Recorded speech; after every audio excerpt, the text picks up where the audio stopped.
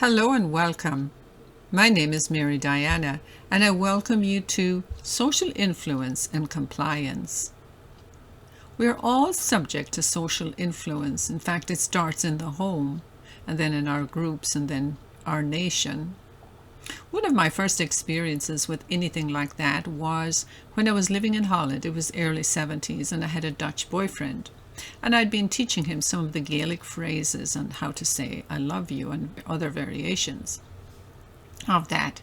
And so I went to Ireland for a vacation on my own, and he started writing to me. In those days we wrote letters to each other, and in the outside of the envelope he would put that Gaelic phrase. Well, what he didn't know was that in my area the mailman knew everybody, and before you knew, everybody knew I had a Dutch boyfriend. And so, of course, I couldn't wait to share that with him so he wouldn't continue with this.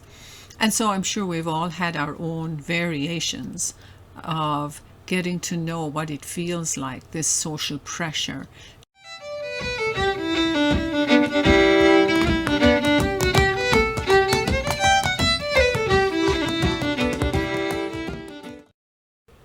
Standing up for ourselves isn't always easy, and people often find themselves pressured into compliance. And the reason they feel pressured is because they have these feelings. It might be a feeling of fear or trepidation or whatever it might be. So the subconscious cause then of social influence and compliance, though out of sight and out of mind, can be found with a true intent to explore. Many of us come from families where there was a lot of faking going on. That is, self-deception and ego protection. And we didn't know what to do when the deeper traumatic events occurred. We wore social masks and blindfolds, pretending to be a happy, normal family. And along with all the other quote-unquote normal families, we were. I will cover how empaths comply or seemingly non-comply with their abusers in intimate relationships and the effects of that on family members. I want to weave the personal and group relationships and the dynamics of superiority and inferiority games that are played out in social and political circles. For many of us, the control and demands that were made on us during COVID helped us experience these issues firsthand. The platitudes and false promises, the fear-mongering that has plagued us for lifetimes. I will speak about my parents in the understanding that they represent aspects of characters that I outplayed in past lives. The drama that they presented in that 0 to 3H file helps me explore and seek resolution on those paradoxical aspects of my character. As a child and being the eldest child, I did not feel free growing up. My dad was often angry and liked to dole out blame. He had strong sociopathic tendencies, meaning that at the emotional level, or subconsciously, he knew when he did something wrong. My mother was an empath that moved into sympathy with Dad, and would often stand up for him by saying that he was such a good provider, and he indeed was a good provider. She often ignored the mental and emotional abuse of her children. Her power came from being a victim. And like all who are programmed to be a martyr, she did not know how to escape or even see a way out. Growing up in Ireland, I got to hear a lot about the famine that happened between 1845 and 1850. I'm going to get into the past here because history informs us about today and the forces of good and evil and the interplay between both that are still relevant. The famine was always talked about as a natural disaster. It was a potato crop failure. And it's still known that way because politicians want to ignore what actually happened. Growing up, I wondered why the people could not survive with all of the other food, but I never really questioned it further. It was just like this niggly thought in the back of my mind. For instance, during salmon season, my brother John rose early and went fishing down in the river at the bottom of our property.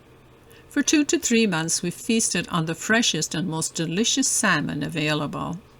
Recently he told me that my dad had ended up in hospital from an overdose of the salmon, which I hadn't heard at the time, and I might have been living abroad. And he also told me that sometimes he'd go down to the river and he'd catch just one salmon, and then there were other times when he'd catch 4 or 5. And I remember those times. I remember my mom up at the sink washing the pan in between meals. We probably had it for breakfast and lunch, or lunch and dinner. During the occupation, though, the Crown owned all the Irish land, parcelling it out to their lords. Any hunting or fishing on that land was seen as poaching, which was punishable by death. The Irish were legally non-persons and could be killed at any time for any reason. The British lords had been in Ireland for many centuries before the potato famine, and so gradually they had stolen and taken their land and declared them non-persons. And so this non-person was especially true and exercised during the famine, as the Irish were terrified tenants and mind-controlled slaves in their own country. English lords had captured the land through conquest, and then the tenants were responsible for the production of food crops. The Irish were seen, as said before, as non-persons and had no legal standing. When I listened to a YouTube by Chris Fogarty telling the truth about the Irish famine, that it was genocide by the elites and that tons of food left Ireland weekly, it all made sense. It kind of answered that question mark that I had going on in my mind.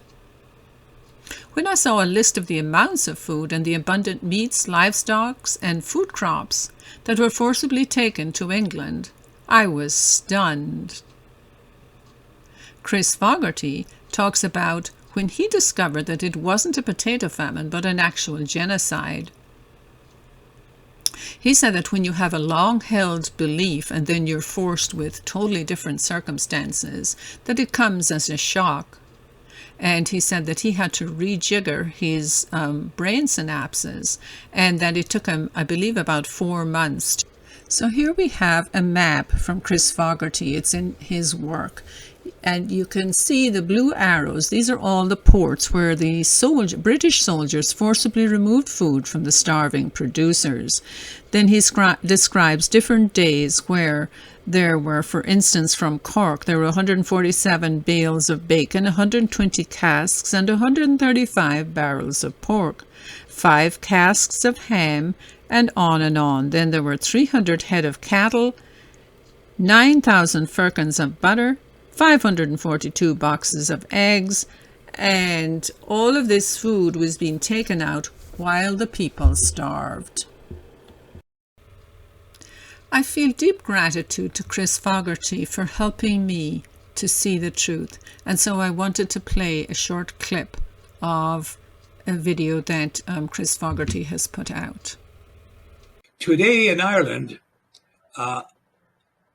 what I'm saying here now, what I'm reporting, cannot be taught in any school. It will cause the immediate dismissal of the teacher or professor.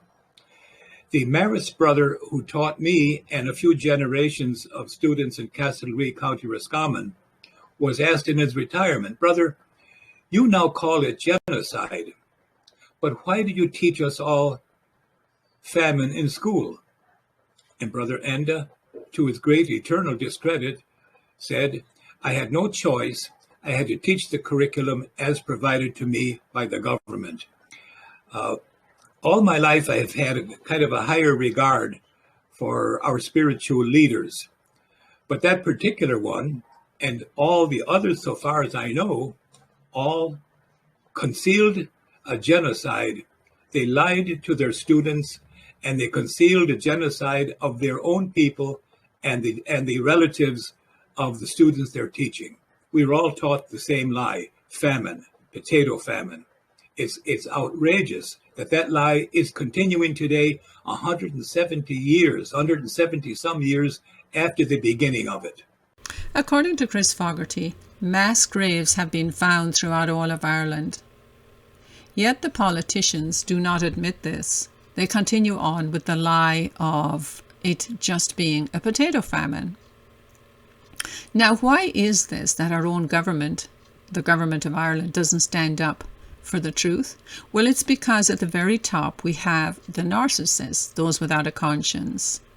And they come together to fight the people. They stand against the people. And today we find that in the US, we're at a very similar crossroads.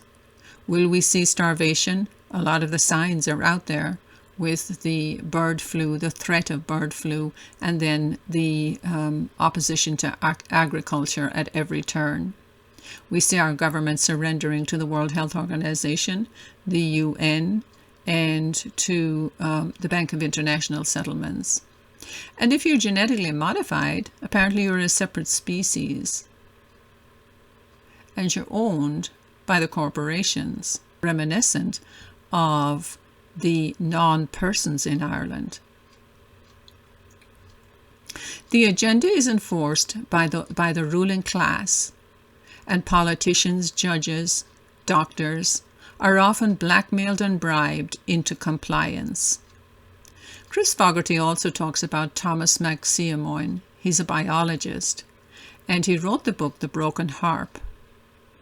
It is a reminder of the old songs, the harp that runs through Tara's hall.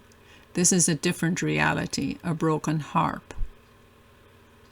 And what he is saying is that in studying epigenetics, he realized that the trauma is passed on down through the generations. And there are consequences of this. One of the ones is alcoholism. And there are also psychological issues.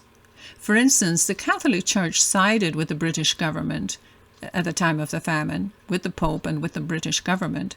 Yet when I was growing up, I often heard the phrase, the Irish are more Catholic than the Pope. Those ones that were declared non-citizens were not buried in church grounds because they weren't holy. And so how come then this turn? And so I asked Brian Emanuel Gray, who's an expert on these matters, and he said it's because they're fawning. They fawn over their leaders because they want to get back into the church. They want to belong. So that's an example then of a whole nation in compliance with the rulers.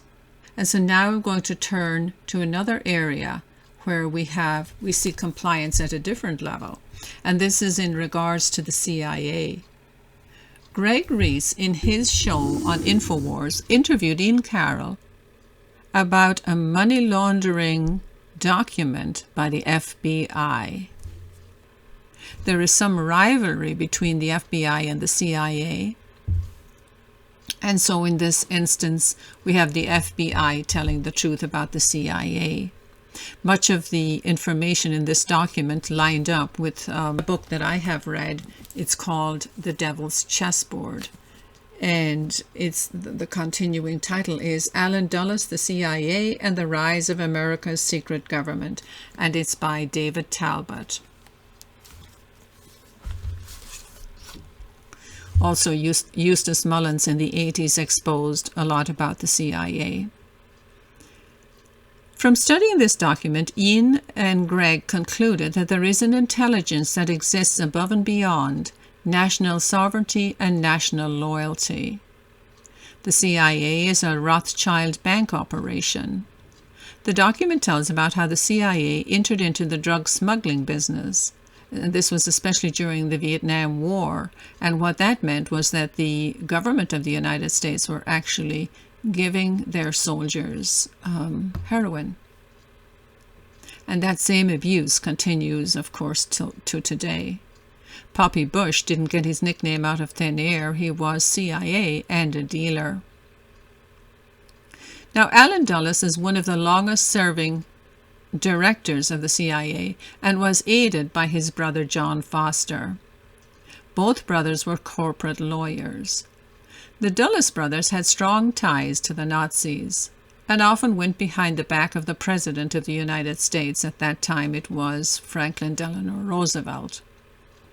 They wanted to look after the Nazi business interests instead.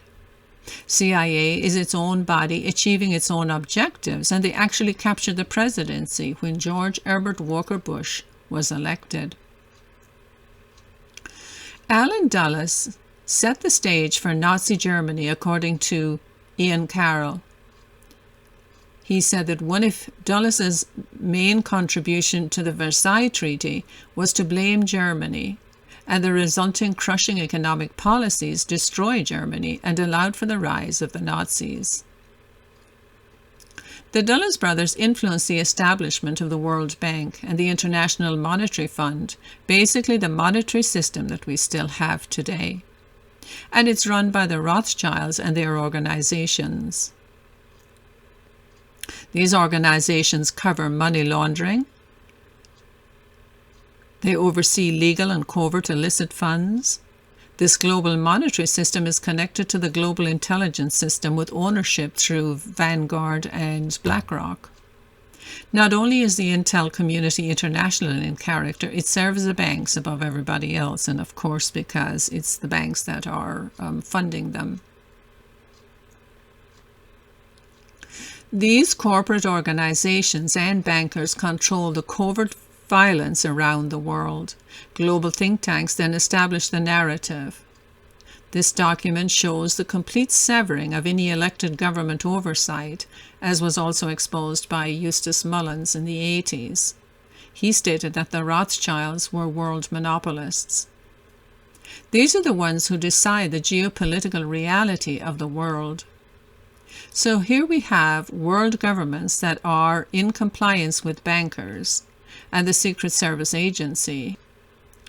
Allen Dulles functioned independently from the beginning. Talbot says that Allen Dulles undermined and betrayed every president he served.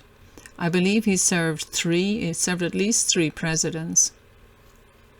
John Foster's law firm assisted with funneling massive U.S. investments into German industrial giants like I.B. Farben. I.B. Farben, of course, produced the Zyklon gas that was used by Hitler in the death camps.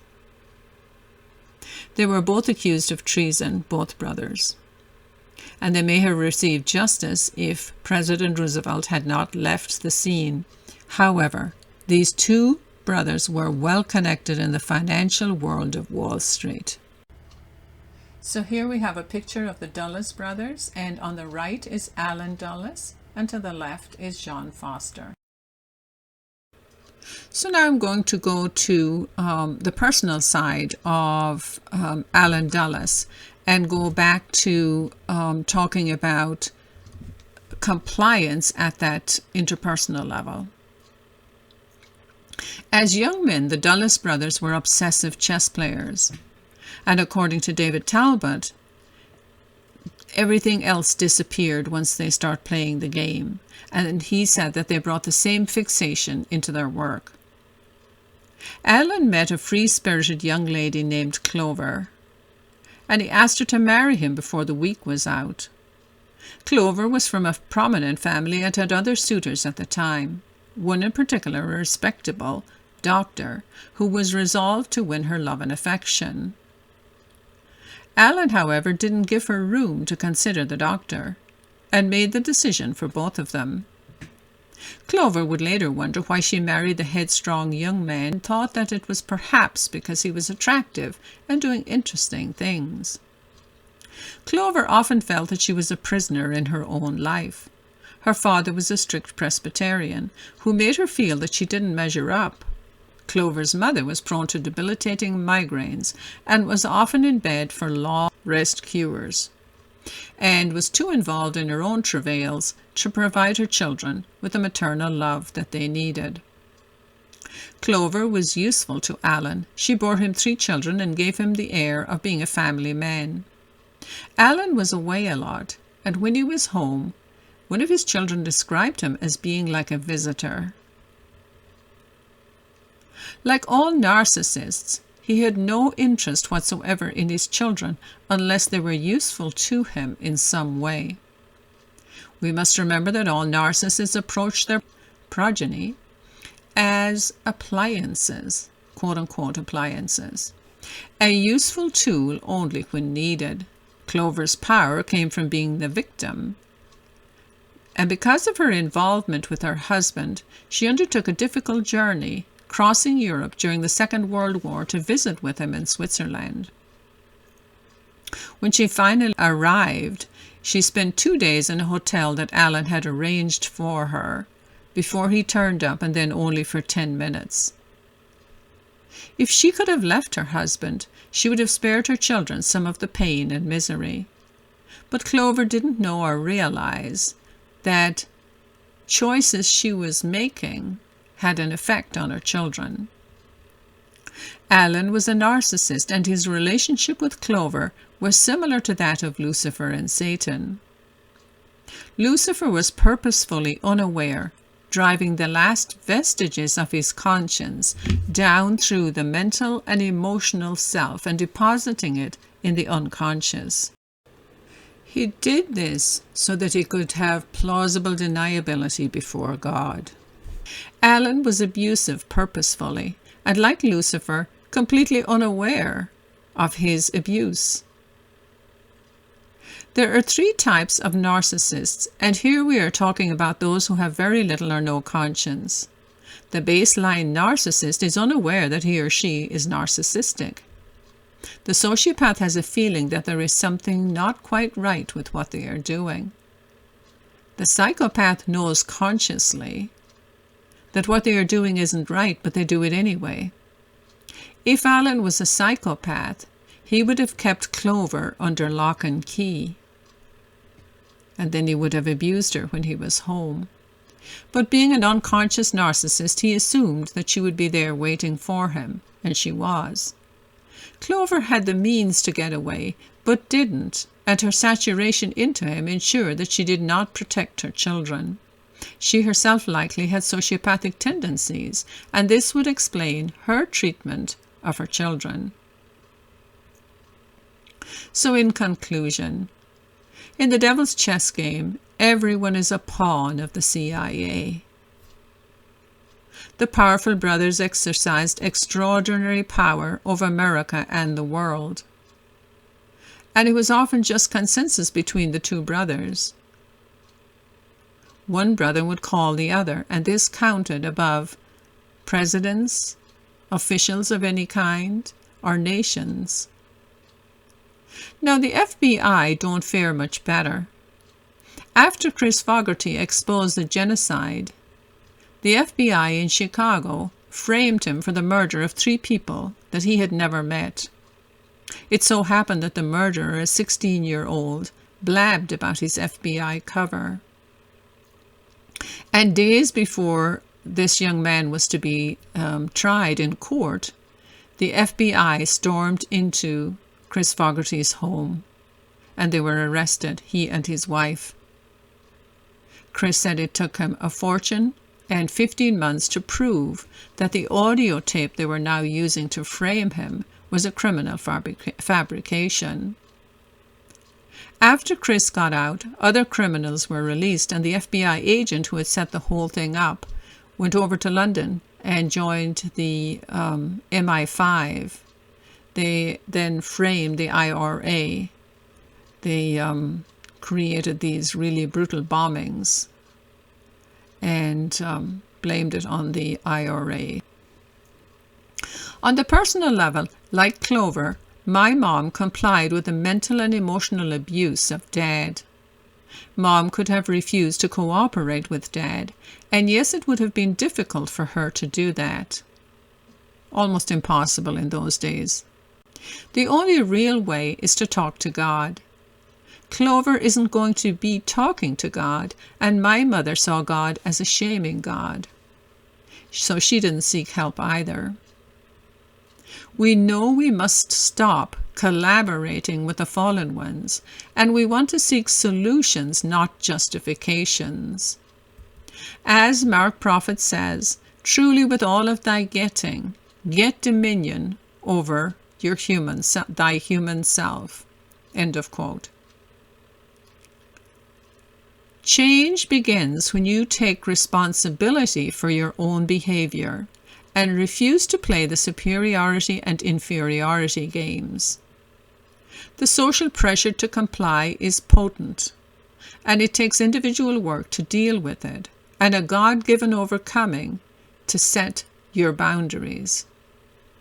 As we change individually and put our trust in God, we can break the chokehold of the high-functioning narcissists that control our world. Getting dominion over the human self will produce a new level of consciousness.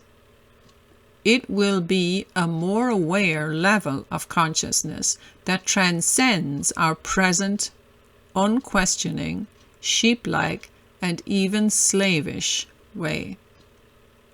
That frightened child consciousness that makes us obedient to those who always demand to be in charge and hold authority. Thank you very much for joining me today, and I'll see you next time. Bye-bye.